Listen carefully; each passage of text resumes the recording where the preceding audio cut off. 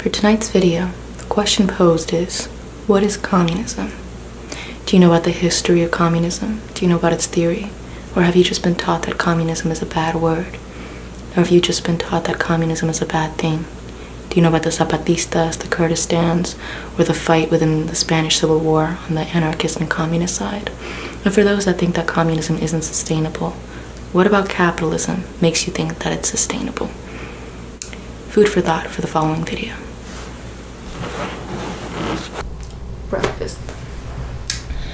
Breakfast, then you go fight, then you go have dinner, then you go to bed. Pretty good day, I'm not going to lie. What brings you here to España? Interesting, because you're British, right? You're from England. Are you from the Labour Party?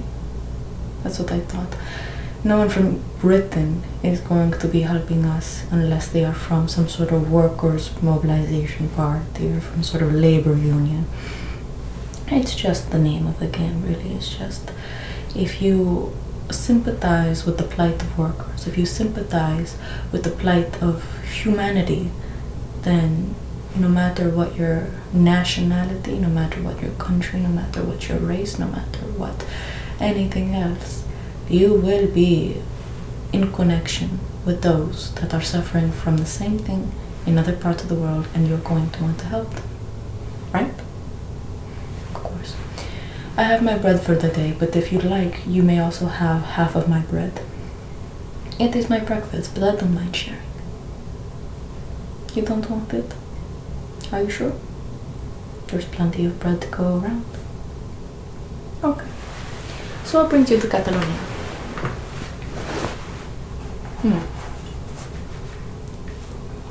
No, I know, the Labour Party and all of that, but what inside of you brings you to Catalonia? What inside of you makes you want to help the workers?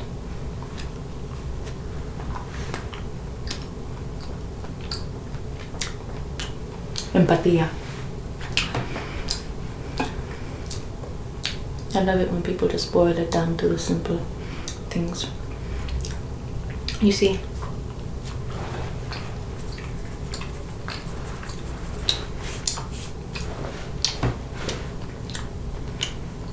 oftentimes people try to use euphemisms to talk about what they believe in and what they don't believe in. They say, no, I'm not a racist, I'm a race realist. No, I am not a nationalist, I am just proud of where I come from. No, of course I'm not greedy, I'm just caring about what I make and I want to keep it all. To me, I don't care for euphemisms. I care to get to the bottom line of it. What is truly your heart? Where is truly your heart? You can be ignorant about the communities, you can be ignorant about the political mobilization, you can be ignorant about things. But if you have true empathy in your heart, if you have true, genuine will to look at the world and see how it is just not right, and that this whole idea that is coming around from these nationalist right-wing sort of politics that, oh no, though human nature is just one way, we are just greedy. We are naturally greedy and destructive and violent, so of course we're going to navigate the government around those values because those are inherent values. I reject these, and I am scared of what the future may hold if they were to get power. I mean, we already see right-wing fascism. Granted, people say, well, if it's not fascist, they allow freedom of speech. But I'm like, if you have pretty much 75% of fascism, I'm not very comfortable with that. Even if you have like 50%, 40%, 30% fascism, I'm not 100% comfortable with that, because that means that people are suffering underneath your dictatorship, let's say, or underneath your authority to make it more palatable. And I frankly cannot abide by it. I mean, look at what we're going on now with Hitler in Germany. I mean, my goodness.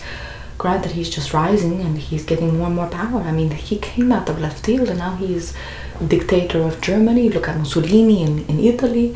Look at Churchill in England. Look at FDR in the United States. All of these people are ultimately just benefiting the very small elite within their own countries, pretending that, oh no, I'm here for you. Some of them are more blatant with their fascism, hence Mussolini and Hitler. But some are more covert, hence Churchill and FDR. Anyways, what was your name? Do you know any Spanish, Jorge? We'll call you Jorge from now on. Unless you prefer to be called George. Okay. May I interest you in some gin or in some other alcohols here? We'll have many wonderful alcohols here for your disposal. I also have some water here if you are thirsty. Would you like to take a sip? Okay, that's fine, that's fine. I am thirsty though.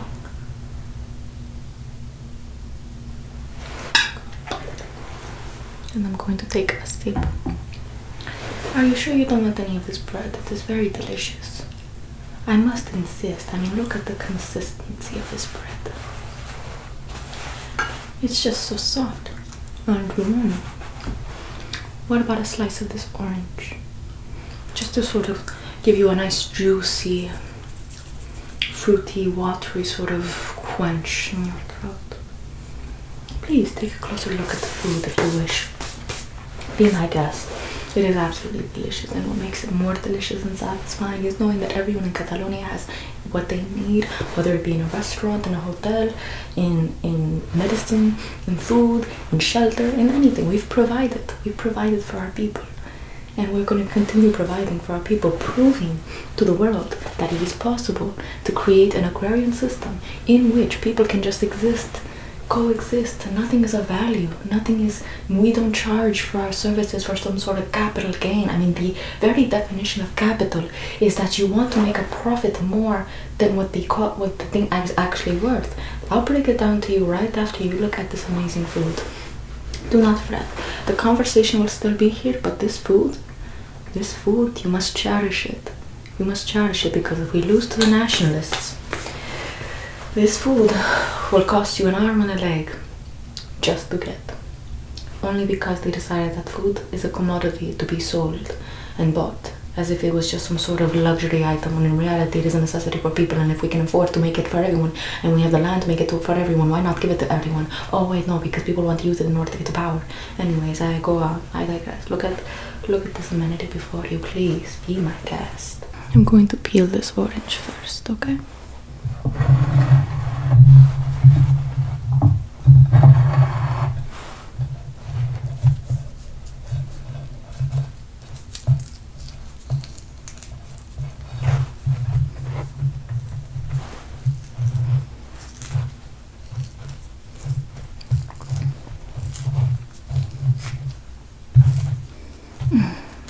Everyone deserves the right to open an orange like this, to eat a juicy orange, or to eat a juicy apple, any type of food. If it is grown on the land, it is meant for the people.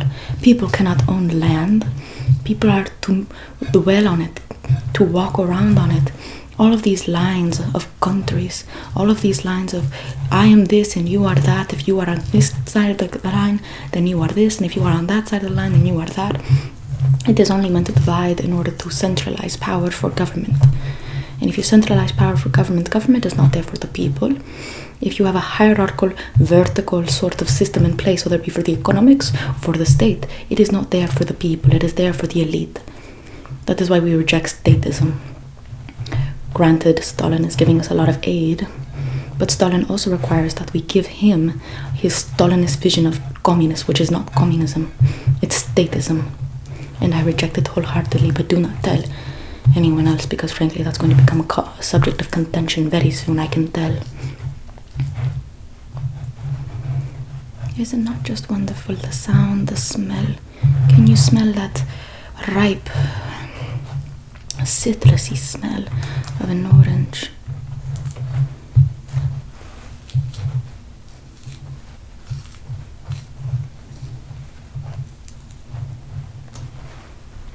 It's truly wonderful, isn't it? Food. We're never really given time to appreciate it now, are we?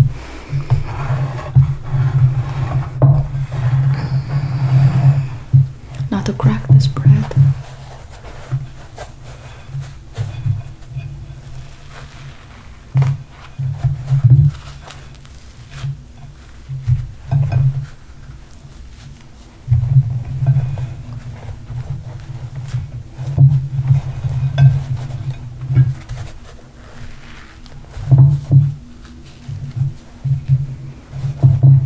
pan por días.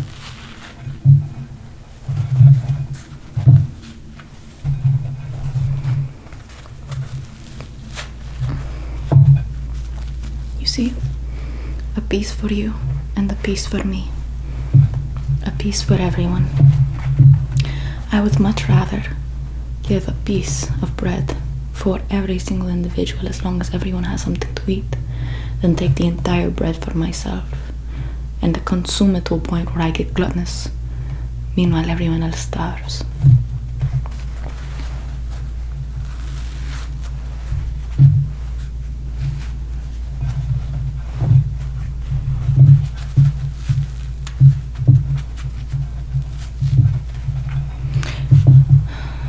It's just so soft and delicate, like a cloud. Here. Don't be shy to partake, please. I offer it to you as a friend and as an ally and as a comrade. So tell me, Jorge, what division did you join? El Partido Obrero de Unificación Marxista? POM, or POM. So the, how do you translate that into English? The Workers' Unification Party, the Workers' Marxist Unification Party, Workers' Unification Marxist Party? Okay, something like that. And where is your intentions going? Do you want to align yourself with the Republicans or to make peace with them? Or do you want to just pure anarchy? Yes, the Spanish Republic is also fighting the nationalists. You see, the Republic stands for values where they stand for women's rights. They stand for women's rights, right to an abortion, right to basically they're liberals. They want to give us everything, but they also want to do it in a very slow fashion, and as you know, consequently, that makes the right feel like, well, why aren't I getting anything? Why aren't my needs? I don't like the fact that you're going against the church and religion and you're giving people human decency and rights. That goes against everything I believe in.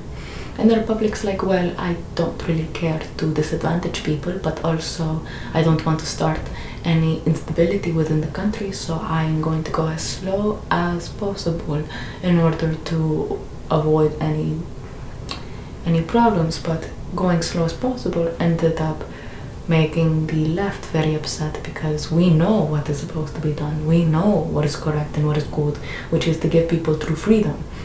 The freedom to be given the right to shelter, food and water, the right to getting all accessible rights where you can, you know, a woman can do whatever she wants. She has equal partnership with a man. She is completely, I mean, look, we have women enlisted in our parties.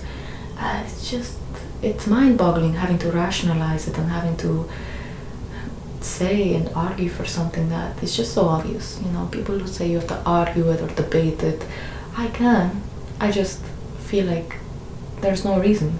You're not going to change, I'm not going to change, and if we are so fiercely at odds, where you want to take away the rights of people and you want to make life worse for the people because of your God and your importance and your nationalism, and I want to make life better for the people because I don't believe in any nationalism. I think the world is the earth and the earth is the earth, and the land belongs to the people regardless of boundaries, and to each according to their need, from each according to their ability. So if you find that to be diabolical, then there's really nothing to do except just handle it in the most primitive fashion, don't you think? All of this peacekeeping is nothing more than fear of the inevitable.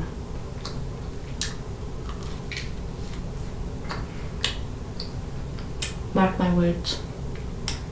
Anytime you try to commodify water, food, shelter, land, you will always have people recognizing the contra-natural, the unnatural element that there is within that commodification.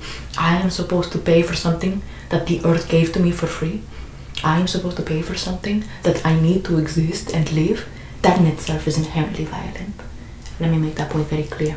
If I have to pay for something, if there is a paywall for me to get something that I need and my family needs, otherwise we die, that is inherent violence and that is inherent slavery. And people say, well, if you don't like it, you can leave. It's not slavery. Leave where? You've dominated the world. You're an imperialist. You've gone into other countries and forced them to do exactly what you want them to do in order to profit off of their wages or in order to have allies to protect your interests. You have just created a system where everyone abides by your rules. Why? Because the top elite want all the power, want all the money. And you've actually gotten all of these bootlickers to subscribe to you because they want what you have, and they believe that someday they will get it, but it is an illusion, it is a dream, and frankly they can die in their sleep, because if they want to decide that they're going to sell their soul for a dream of squashing and oppressing people beneath them, that they're going to climb a ladder in order to kick people off the ladder while trying to get to the very, very top and saying, you know something, I'm going to get to the very top and I'm going to get the opportunity to squash all of you, and I get the right because I have somehow have gotten, you know, work ethic or whatever. Like, everyone has work ethic. What is it? Everyone has work ethic. No one is inherently lazy. Let me break that down for you. Do not worry. You see, what I've seen here in Catalonia is that everyone wants to give something to someone. It's just they want to give what they are naturally good at, or what they are naturally predisposed to give. You see, you can't force an artist to become an industrialist. You can't force an industrialist to become an artist. These are two separate minds, two separate skills, two separate bodies. The person who wants to become an industrialist becomes an industrialist. The person who wants to be a chef becomes a chef. The person who wants to become an agriculturalist becomes an agriculturalist. The person who wants to become an artist becomes an artist. It's as simple as that. And that's how it's run. You want to do something, you will do it. You have the means to do it. We will support you. If you want to put on theatrical performances, we endorse you wholeheartedly. We will support you, give you food, shelter, clothing, everything that you need, so that way you can live comfortably while living your dream in good quality life. We have all the accessible resources and means to give us a good quality of life. But there's so many people at the top wanting to monopolize and snatch all the resources for themselves to the point where how are they ever going to get to use it? Never. That's the answer. They monopolize it because it is a symbol of grandiosity. It is a symbol of I am better than you and I have more power than you and I conquer the world because I am much more important. And people like that are a plague upon humanity. They are mentally ill. And that is something else. The mentally ill are very much taken care of here. We do not discriminate against the mentally ill. The mentally ill are not mentally ill. Most of the times they are actually gifted people who just function in different ways than the ordinary man. I mean, look, take for example a blind person. They're blind, they can't see, but their hearing is so good that it rivals that of a person who can see. Why? Because they fine-tuned their hearing. Likewise, a person who is deaf cannot hear, but they can feel the vibrations around them, giving them a sort of superpower compared to the random person, to the random quote-unquote normal person who can't hear as well or see, or feel as well as the blind or deaf. Likewise, people who are completely paraplegic, have you seen some of the paintings they do? They put a paintbrush in their mouth and they just start painting with their mouth, and the masterpieces that they do is amazing. It rivals that of someone who can paint with their hands. It is absolutely fascinating. This idea of the disabled and the mentally ill, these are capitalist notions. These are capitalist notions. Why are they capitalist notions? Because they're no longer predictable. They are no longer part of the norm, so to say. They are not people that can function the way that these factory machine corporations want them to function. And that is why they are deemed mentally ill and handicapped, because they are not suited for the work and enslavement that the corporations and government want them to be part of. But in reality, for the most part, they are just fine. In fact, they are more predilected to have above average abilities than the casual person. And we recognize that, and we endorse it, and we support them. It's absolutely nonsensical to think anything else. A mentally ill person, depression itself is just a symptom of being removed from your natural state. Depression, for the most part, is the feeling of just being in the void, being purposeless. What is my point in this life? What am I doing? Your point in this life is to communicate with others, inhabit your space, enjoy life, enjoy the orange, enjoy walking on the land, enjoy the seasons, enjoy community, enjoy theater. Your purpose on this life is to enjoy it. But if you are stuck inside a capitalist machine, inside an industrial work, your purpose has been stolen from you. And now you must think in this fabrication where you're wondering why do I think a certain way, but it just doesn't fit with what I've been told. I have been told that this is the greatest way to live, this is the most promised way to live, it's just pursuing some dead tree with a president stamped on it. And that is the moral of happiness, that is somehow the pinnacle of happiness, is chasing after dead trees with presidents on it. But frankly, if a dead tree is worth more than a living one, then guess what is going to happen to the world? It's going to become a death cult. And if you have a death cult, you're going to have a rise of depression and anxiety and every other mental malady. And they classify it as mental illness because they want to make you seem like there's something wrong with you, when in reality, there's something wrong with the system. Are you sure you don't want an orange? Please, I insist, it is so juicy. Very well. If you want the other orange, it is right here. Please have no fear, just reach for it. Hermano, por favor. Si quieres pan, tenemos pan. Si quieres naranja, entonces tenemos naranja también.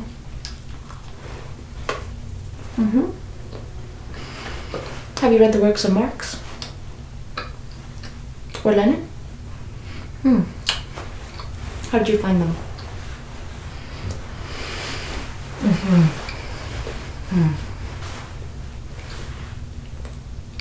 I found them fascinating. Wonderful things. The amount of thought that went into it. People who often question it have not read it. They have not read it. And if they have read it and they still have an issue with it, they are frankly capitalist bourgeois pigs who are trying to get the profit out of something. Granted, you can have your critiques, of course, but frankly, what critique can you have of saying that the capitalist system is not sustainable and that it ultimately will end up cesspooling and eating itself? There really is no argument to it. One day, mark my words, one day this old capitalist machine is going to start creating things that are made to break within a small amount of time, so that way people have to buy more and more and more things that they do not need, only because the things that they're buying are breaking. Likewise, they're going to manufacture needs in order to sell more, and they're going to manufacture so many maladies in order to sell more. They're going to manufacture the need in order to sell you something. How exactly is that sustainable? That your entire premise of an economic system is predicated upon the idea of inequality, and not the idea, the practice of inequality. Because frankly, even if you're living in a prosperous nation, guess who's going to have to break their backs in order to keep your nation prosperous if you're a capitalist nation, a poor, impoverished nation? How so? Well, you see, with inequality, if you don't have the workers being abused and used as child labor or slave labor beneath you, because for some reason for example, the slaves in America, they ended up fighting for their freedom. They are now liberated, but they used to work as slaves, free. And their entire agricultural industry was built off of their backs. But the only reason they liberated them was because the industrial North no longer needed them. So the industrial North decided, hey, I don't want to compete with the agricultural South. Their entire economy is based off of the slavery, so we're going to go against the slavery now. Even though it was no morality involved, there was no, the people here should not be slaves. There was no sense of good conscience saying people should never be slaves. People should always just be people, free to do whatever they want. But the industrial North, for the most part, just wanted to beat the South in business, in the economy. Nat Turner, if you know who he is, Nat Turner was one abolitionist who was American white. He was a genuine man who wanted to free the slaves. And what did he do? He led a slave rebellion against the South and ended up being executed for it. That was a white man who helped the slaves, not this Abraham Lincoln who tried waiting until the last moment. This man had the power to free the slaves from their slavery, and he waited until the end of his presidency in order to do it. Why? Because his side was losing? That is not a true and genuine reason to be freeing the slaves, just because your side is losing. He was waiting. He was waiting for it. Mark my words, there's going to come a time where people learn letters, or they're going to research him and they're going to find out, wow, this man really did not free the slaves for good intentions that they're trying to make him out to be. He actually only liberated them for the economic and military purposes. It is not something I subscribe to, and it is not something I support whatsoever. Likewise, when it comes to the capitalist machine, once again, it was predicated upon the inequality of slavery and the white rich man. they've tried to give this illusion in Beijing to general white men in America that, and same thing in Spain, don't get me wrong, the same thing as in Spain, with all of these nationalists and monarchists and all of these right-wing politicians, they all are selling each other the dream that they're going to be coexisting, but their entire political basis is not predicated upon coexistence. It is predicated upon power and domination and conquering. Meanwhile, the left rather, is predicated upon the idea of coexistence, of acceptance, of tolerance minus intolerance. You see, that is the paradox that people don't understand, is that we tolerate one another, we tolerate people no matter what their skin color, no matter what their language, no matter where they come from on earth. We tolerate them because they are worth tolerating and they are worth accepting. However, when it comes to all of these right-wing politicians, they don't practice that, but they want to turn around and say, well, you're so tolerant. Why don't you accept us? Why don't you tolerate us? Well, because you are not willing to practice that with us. You are not part of us. You are not part of us because you are not a tolerant person. And by tolerating your intolerance, your plague of intolerance is going to end up infecting all of us. And frankly, I do not want your disease. I don't want your infection near me or the minds of others, because your plague is predicated upon fear. And that fear disseminates into a fear of I need to control, I need to manipulate, I need to conquer for my own sense of protection. But then that sense of protection turns into I need to do it for grandiosity. And I cannot abide by that. Anyways, let me use the American example, considering how America would like to get off as being this world's good, benevolent superpower. They remind me of God, honestly. I mean, granted, do you believe in God? Okay. Well, I don't. So this idea of God is that he's all good, all-knowing, and all-benevolent, or all good, all-knowing, and all-powerful. That is what America tries to make itself seem to be. And just like God is not all good, all-knowing, and all-powerful, America is also not all good, all-knowing, and all-powerful. You see, they might be all-powerful, but they are not all good. So with America, it's predicated upon this idea of inequality. That's exactly how they built their entire economy, and that is how the industrial North won the Civil War, was because they ended up freeing the slaves, which gave them even more people in their barracks. Now, after the whole Civil War passed away and all of that, it was still going to be predicated upon inequality. Prison labor ended up coming up, and through prison labor they were able to get free slave labor once again. But this time it was masked by the condition of, oh, these people are bad. We're not being racist. It is not predicated upon their skin color. It is predicated upon their criminal status. But what are they being imprisoned for? What are they being imprisoned for? Why are they on a criminal status? Oh, they were whistling in public, so they are on a criminal status, and now they have to go and serve a year in jail with free labor. Are you serious right now? So, let's fast forward a little bit, okay? All the way up until 1936. We get black codes. What else is going on in America? Black codes, Jim Crow laws, 3/5 laws, and this does not just apply to black people. It applies to the Native Americans too, the indigenous. They were the first slaves in the Americas. It's just they genocided the Native Americans. There wasn't enough Native Americans for their economic purposes, so they decided to steal bodies from Africa. And people often say, oh well, the Africans gave them to us. Okay, so the Africans were also participating in capitalism, selling actual bodies to a foreign country, their own citizens to a foreign country. I have no respect for either country participating in a capitalist nation. So the Native Americans were the original ones, that and the Taínos from the Puerto Rican island. You see, when the Taínos couldn't handle it, and when the Native Americans couldn't handle the economic need of these Americans and their economic policy, they decided to take the black people instead. And for 400 years, they used their free labor to prop up their country and to build up their economy, and no thanks was given as soon as they were freed. There was no mourning period for all the people lost during slavery. There was no mourning period for all of the catastrophes and atrocities that they had to suffer. I mean, my goodness, all of the horrors that they had to suffer. There was no mourning. The right wing wanted to once again forget that anything happened. They must feel lucky that they got away.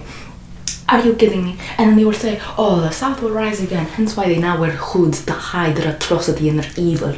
So, these people did not mourn all of the deaths and atrocities, neither the North nor the South. Neither side mourned properly what had happened during that time. And why did that happen? Capitalism needed free labor.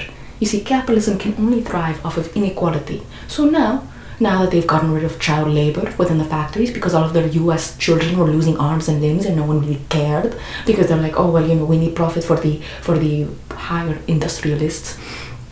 Once they got rid of the child labor, because they said, listen, these are our children. How can you manipulate and hurt our children this way? Then they decided, oh, of course, we can't use child labor. Hey, why don't we go and send over child labor overseas? That way we can use other people's children overseas and use them for our purposes. And that's what they did. They ended up sending their factories, they ended up sending their industrial needs overseas in order to take other people's children, in order to take them into their economic needs. And do the Americans now care? No, because they no longer see it. Oh, out of sight, out of mind. And even when it is within sight, they look the other way. They would rather remain ignorant because they are now conveniencing themselves. They are now benefiting off of a system, even if it is meanwhilly, that ultimately is predicated upon the backs of other people's suffering. So, when it comes to child labor, when it comes to, just workers' rights, the socialists and the communists within America is what gave them the 5-day work week. It is what gave them a 40-hour work week. It is what gave them holidays, national holidays. It is what gave them so many benefits. But yet, no, the socialist and the communist globally is condemned. Why? Because they are a threat to the new world order. They are a threat to every government that decides that they want to take the power from the people and to use it for themselves and manipulate the people into thinking that they're actually there to represent them, when in reality they're not there to represent anyone except for the white rich man. Or in other countries where there are no white rich men, they are still benefiting the white rich man because they have now just globally conquered the world, but they're also just trying to benefit the people who are wealthy within their own countries. Hence why in Spain, even though we're considered white, according to the US, although we're also not considered white, it just really is up to their definition, because what does white even mean?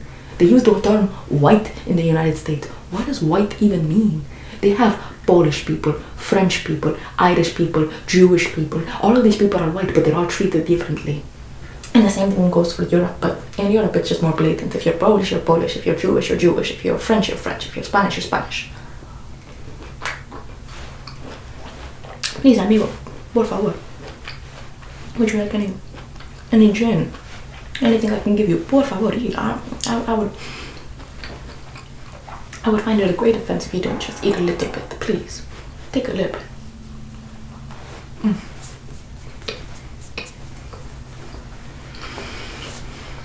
So,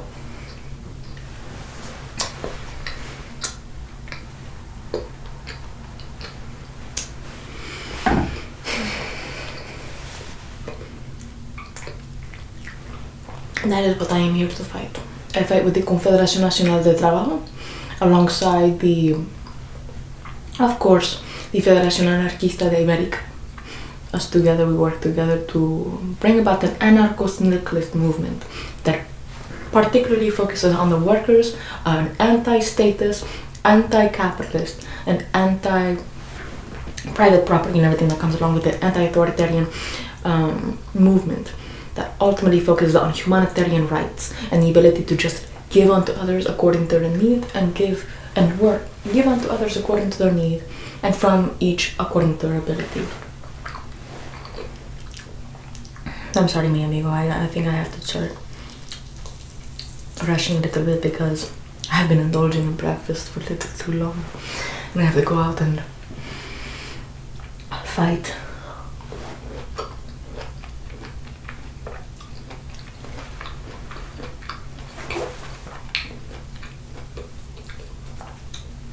Stalin? I hate Stalin. You see, that is the idea that I hate as well. People think that every communist is the same. Look at Spain. Look how many factions we have in Spain just within the communist anarchist party.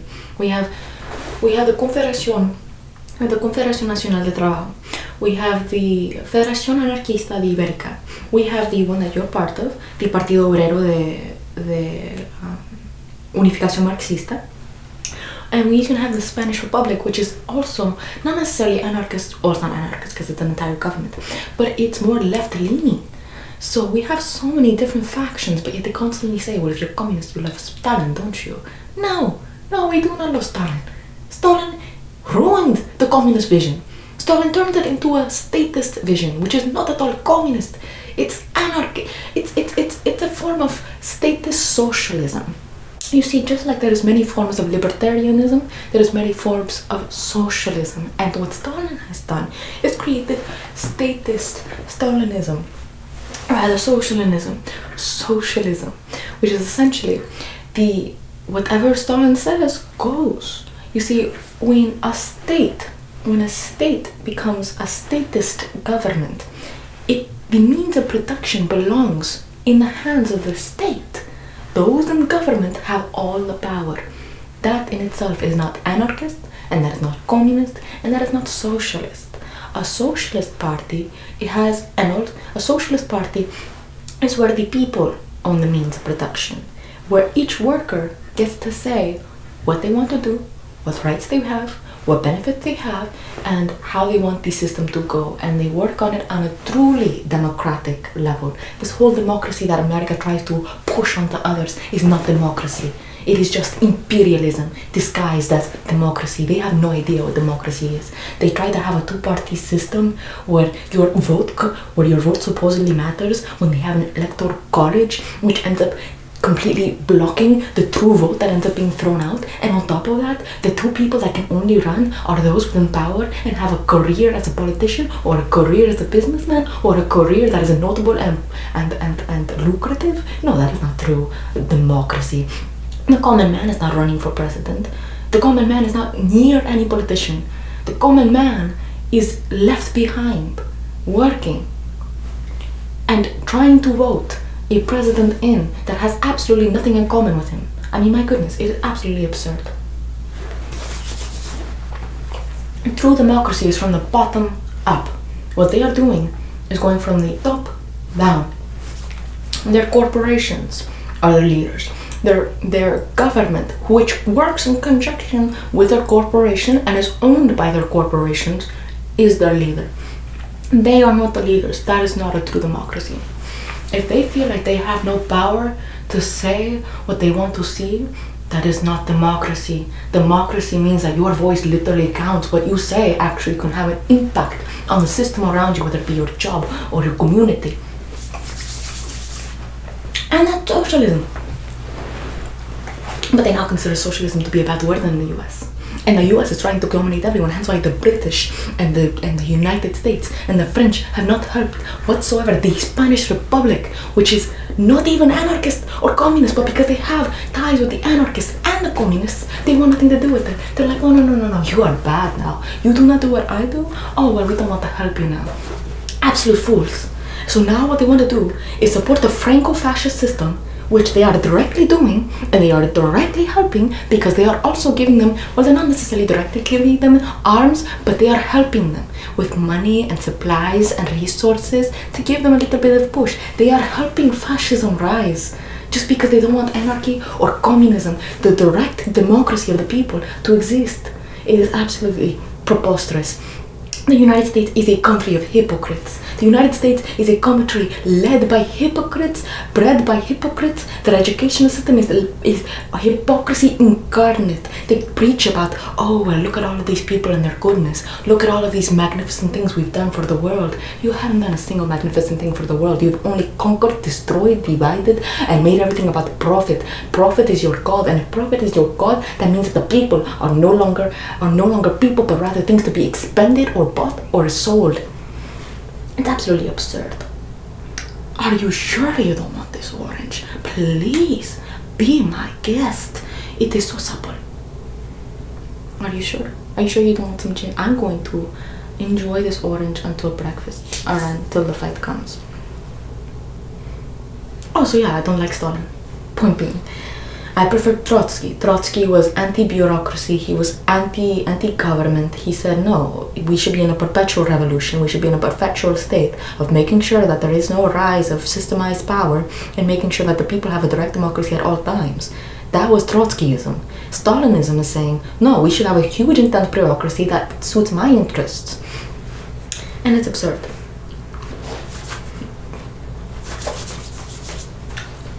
I mean, what Stalin did to the Ukrainians, the Holodomor, insane. But not as insane as what the United States did to the Native Americans, the black people, the Puerto Ricans, the Mexicans, and pretty much everyone else in the world. Or what the British did to the Indians, or to everywhere else in the world. I mean, who didn't the British conquer? Who didn't the British conquer? Argentina? I'm pretty sure they even conquered Argentina. How did they even get to Argentina?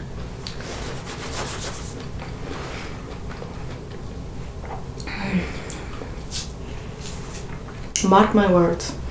After all of this war, after all of this nonsense going about, the United States and these British nonsense are all going to try and make themselves seem like the good guys, reversing all the fascists, Franco, Hitler, Mussolini, but in reality, they were the ones helping them. What is Churchill doing against Hitler? He knows what Hitler is doing.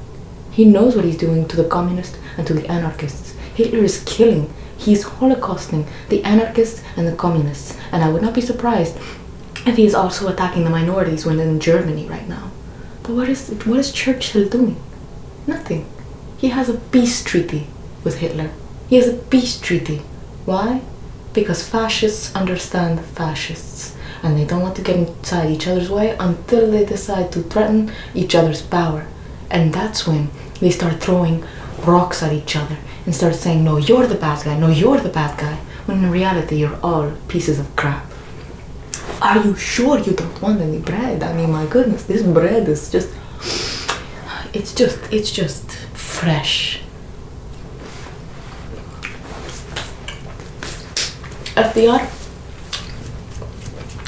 Look at FDR. He's paralyzed, for God's sake. He's handicapped. But look at all the women he seduces. That man might be handicapped, but his little member is not handicapped. That is a near superpower that he has. How many women has he laid with? And you have the audacity to say that the disabled are somehow handicapped? They can do whatever they want. Look at FDR. Anyways, I digress. FDR is also a fascist, and there is no democracy underneath him. I mean, my goodness, the fact that he can just let Hitler just exist. No, sorry. If a man like Hitler is allowed to exist, all the world leaders who are allowing him to exist are in conjunction with him, or they are turning a blind eye because they decide, you know something, if he wants to subject and oppress his people, I've done that before too, and I can't stop him until he tries to stop me, or until our interests start to clash. You see, what I predict is that Hitler is going to have a very nationalist sense. I mean, the man, I don't even know what he means by nationalism. You know, this whole idea that Hitler is a racist. Hitler doesn't like the Polish, he doesn't like the Jews, he doesn't like the disabled, he doesn't like the mentally ill, but these are all part of his group. According to the US, these are all white people, but yet he doesn't like them. And the way he's looking at the Norwegians, at the Swedish, and at the Finnish, it's not the most comfortable way to look at someone. He's looking at them like a man with a malevolent intent to take something from them. So he's not a racist, and he's just a nationalist. He's someone who values power and will conquer anyone. Doesn't matter their skin color. What he's probably going to do to the people within his own country and to the people abroad who also share his complexion, that's just beyond the idea of racism. It's just power for the sake of power. Same thing with the Americas, same thing with Britain. They don't care about your skin color, they just care about power. If you don't have power, if you're just another person, they see you as competition, they see you as an enemy automatically. And their goal is to subjugate you before you subjugate them, and that is Hitler's mentality. It's absolutely preposterous. Racism, the idea of racism and homophobia and Catholicism, even Catholic religion, these are all ideas for the poor, to divide the poor, to make them distracted from the oppression they are suffering, to make them think, oh, well, I'm doing better than this person and I want to be at the top, so because I'm doing better than this person, maybe I can rise even higher. These concepts are meant for the middle class and the poor, people without power, they are giving them the illusion of power through these false systems of value. But in reality, they don't really care. They just want to consolidate as much power and monopolize as much violence as possible. Please, I insist. That is what the Catalonia and the Confederación is trying to do. We're trying to create a system of an agrarian purpose where we all give each other what we need and exist in a world that is more natural to the human spirit. People say, well, people are naturally greedy, people are naturally violent and wanting to get power. No, that is a disease among some people. But for the most part, people just want to exist in peace. That is it. Look at all the bystanders. They just want to exist. They're just going along with the flow. And if the flow leads them to destruction and violence, they're going to go down destruction and violence. They're going to just say, something? I'm just going to turn a blind eye, and if it doesn't affect me, I'm just going to go along with it just because I want to have a semblance of peace and I do not want to get involved. But if the system is, I want you to be going down a path where everyone is valued and everyone is given what they need, they'll do so right along. Just be like, well, something? I'm just going to do exactly what I want to do because I just want to have peace and I just want to go about my day and just mind my own business. So this composes the majority of the human population. They just want to go along with things and be done with it. Now, the two factions that we have are those that are leading the front of human empathy and human value, and those that are leading the opposing front, which is that of greed and corruption. So, those that say that the human spirit is naturally greedy and naturally violent and naturally oppressive are speaking about themselves. And those that say that the human spirit is inherently worthy of empathy and love and understanding and compassion and acceptance are speaking for my side and the communist side. Because communism is community without any sense of... It's a horizontal system of sort of, organized power. There is no sense of vertical system where there is a higher up and that higher up tells everyone else what to do. It is horizontal. Everyone has a say.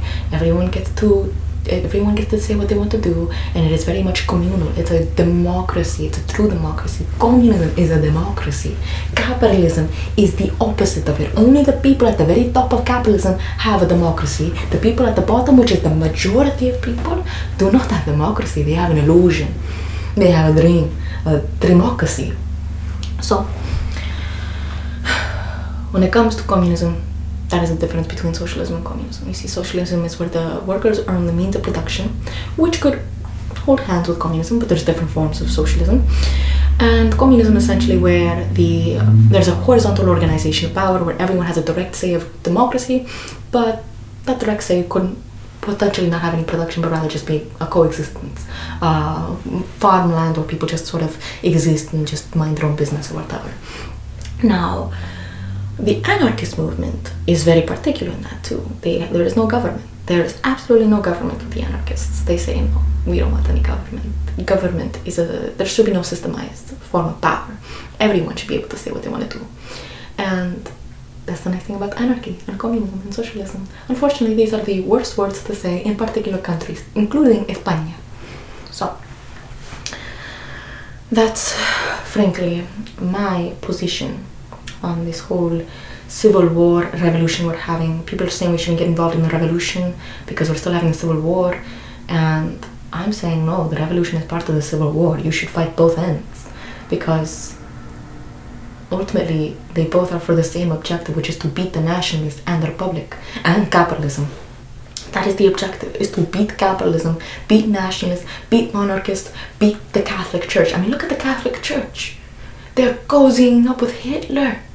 They are supposedly for Christ, who believed in the beauty of humanity, who believed in peace and loving your brother, and they're cozying up with Hitler? Hitler and Jesus are two completely different people. But yet the Catholic Church are saying, oh, Hitler, it's just abhorrent. It's hideous, odious.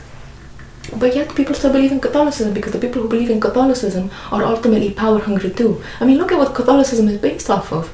This idea that a pope is the voice general to the God. Who said that God needs to be represented with a man with a pointy gold hat inside a palace? There are poor people outside and you're living in a palace with a pointy hat. Oh, but he's the conduit of God. We must give him all the value. We are giving him human value of gold. God does not care for gold. He has no value for gold. These are man-made value systems. It's absolutely preposterous. But why? Because they want to emphasize the upholstery. They want to emphasize the material goods, which is completely against Christ. Christ said, reject your riches, move forward. If you want to follow the path of Christ, you reject your riches and you move forward, just trying to preach the good word, which is the name of the Lord, and that is it. And I'm not even a Catholic. I'm not even a believer of God, and I know Catholicism, and I know Jesus better than the Catholics do.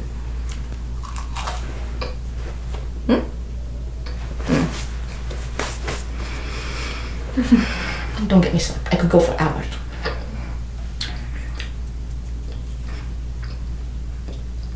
Stalinism is a form of authoritarianism that I can predict is ultimately going to hurt us, because it is dividing us, because Stalin is giving us aid. And if Stalin says, well, I'm going to give you aid on the condition that you listen to all of the things that I want you to do, a lot of us, including myself, would not want to do that and will reject the aid. But a lot of us, wanting to just get the aid in order to fight the good fight, will say, well, you know something, we should compromise. And that was the argument, and I can predict that that's going to be the downfall. So I hate Stalinism, but I also hate Franco and the monarchist, and the nationalist, the US, the UK, everyone who represents an authoritarian power that says, oh, in order to exist, you must exist in a world that is inherently greedy and manipulative and be silenced if you don't agree with us. And then they believe in the freedom of speech. Pah!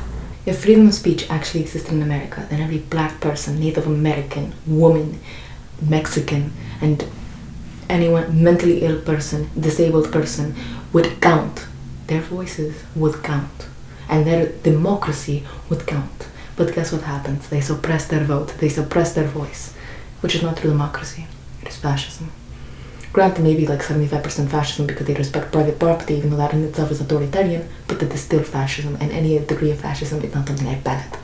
Anyways, Jorge, I don't mean to take up too much of your time, but I'm gonna have to go and fight in the front lines. You're going to go back to the partido? Okay. Do you like me calling you Jorge or George? George?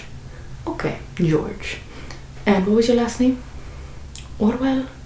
George Orwell? Well, I guess, you know, your name would perfectly suit with give me freedom or Orwell, give me that. Anyways, it was lovely talking to you, George. I hope you have a great time and, you know, we conquered fascism. But with the US and the UK backing fascism and dictatorship, I don't think we're going to have a great time.